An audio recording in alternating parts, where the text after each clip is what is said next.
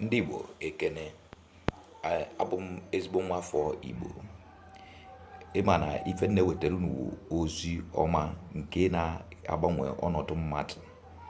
Ozi nke m wetara taata bụ ihe gbasatara di na nwunye.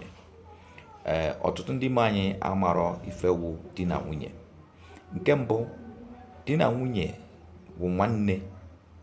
Ha ka dị very close than blood. Maka na o nwere ife di na nwunye ga na-eme gị na nwanne gị ama mewuri ya. Nke mbụ, di na nwunye kwesịrị ịfụrịkọta onwe ha n'anya, na-aghọta onwe ha ụdị pụrụ iche, na-enyerekọta onwe ha ndụmọdụ nke ha ga-eji kwalite ezinụlọ ha wee zụpụta ụmụaka ha ihe ha ga-abụ. Di na nwunye ekwesịrị ha na-eso okwu, esekata okwu anwa chie eburu iwe n'obi rahụ ụra. Ọtụtụ ezinụlọ na-eme otu anwa, ịnene ezinụlọ anyị fụna na ihe ada aga ọfụma, ha na-ada ekewa onwe ha ịbụa.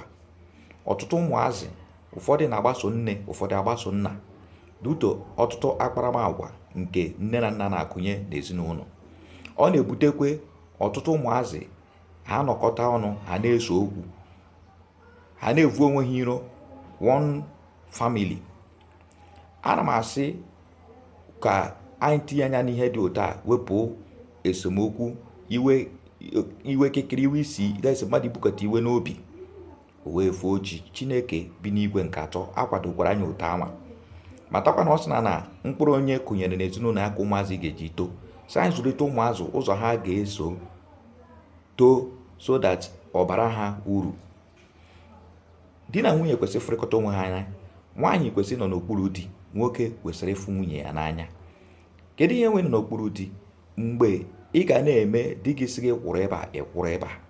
Di gị sị gị jee ebe dị ụta, bata mgbe dị ụta, ije ebe anwa. Ya wụna na isi di gị ka ije ahịa, di ga na-eche na ị gara ahịa, a na-agwazi di gị na ife mere gị na ụlọ ọgwụ ọ n'ụlọ ụka. Ọ di gasị gị jee n'ụlọ ụka, isi di gị na ị na-eje ụlọ ụka, a na-agwazi ya na ihe mere gị na ibe ọyị gị, ebe ị gara ịkụ asịrị. Ụmụ nwaanyị na-ege nụ ntị. Nwaanyị nọ n'okpuru di ya na-eme gịnị? Ọ na-ebute udo na ọganiru. Ọ na-ebute mmadụ ilefere di ya anya ọtụtụ ife dị iche iche, maka iwere onye isi ya nwa wuchi nke ị na-afụ anya, ya nwa chi nke ị na-afụ anya, ya nwa nwanne inwe ebe ahụ n'ubi. Tupu ihe ụmụnne ga na-ama na ihe omego gị na di gị, ọ dịghị ebugoso mara. So nwaanyị kwesịrị ị na-anọ n'okpuru di ya, ghọta di ya ọfụma ọfụma. Ife na-ebutekwa n'ọtụtụ esemokwu a bụ na nwaanyị aghọtaghị di ya. Onye ịfụ anyị ịma nwee taịm read onye ahụ, mana ịfụ mmadụ anya, ihe enwe taịm, wepụta taịm mọnịta onye ahụ, read, mara ife na-ada ewe ya iwe, mara ife na-ada eme ya aṅụrị, mara ife ọ da alaiki. O nwere ọtụtụ ụmụ nwoke ada alaiki iri nri late, mana ụmụ nwaanyị ife ọrụ ha wụ ka ha ga-esi nri, ha ga-anọkọta kwọkọta sịrị wọchịkọta fim, ọ na-akụ that is in late hour, mgbe anwa nwoke chọrọ ka o zuo ike, esiwere ya nri kpogorokpo. Ọtụtụ ụmụ nwoke ada alaiki ya. Ọtụtụ ụmụ nwoke ada alaiki nwaanyị na-eme ọsị ka ya jee ebe oji ibe ọzọ, asị na afọrọ ibe ọzọ. Ọtụtụ ụmụ nwoke ada alaiki ya. Ọtụtụ ụmụ nwoke ada alaiki nwaanyị na-complain too much. Ọtụtụ ụmụ nwoke ada alaiki ya. Nwaanyị na-ekwu ọtụtụ okwu, ọtụtụ ụmụ nwoke ada alaiki ya. Nwaanyị na-eme di ya sị ya kwụrọ si no na-azụ right, ọtụtụ ụmụ nwoke ada alaiki ya. Ụmụ nwaanyị, ị chọrọ iweta udo n'ezinụlọ gị, ị ga-akpakọ onwe gị ọnụ, mara ife iwu Chineke nyere anyị, mara ife mmadụ n'okpuru mmadụ. Mmadụ n'okpuru mmadụ pụtara na onye ahụ onye isi gị, na onye ahụ wụ draiva ọnwụnọ moto ya nakwara ụgbọala ahụ. Ife a na-agbasa ọtụtụ ezinụlọ. Ife ọmere ụmụazị anyị too ada eto ogwu nke Chineke. Nwoke weke na-aga ụka nka, nwaanyị asị na ụka nka ka ya na-aga. Akwefughị ya. Kedu ka anyị eji nwee one faith? Ụmụ nwoke nke unu nwe agwụkwa na-asị gị fụ nwaanyị anya. Nwaanyị ịmakwa na ife wee ịfụnanya, love, ife Kraịst wetara anyị n'ụwa, nwụọ ọnwụ wee wụsa ọbara ya n'elu obe, gbaa ọtọ ma ọtụtụ abụọ mmanya gbara ụka ụfụnanya, ka anyị nwee ike wụrụ gịnị? Odogwu, nwee ike wụrụ bie ndụ anyị, ka anyị nwee ike ficha mmehie anyị. Ife ahụ sacrifice. Isi na ịfụrụ nwaanyị n'anya, ịma sacrifice your time.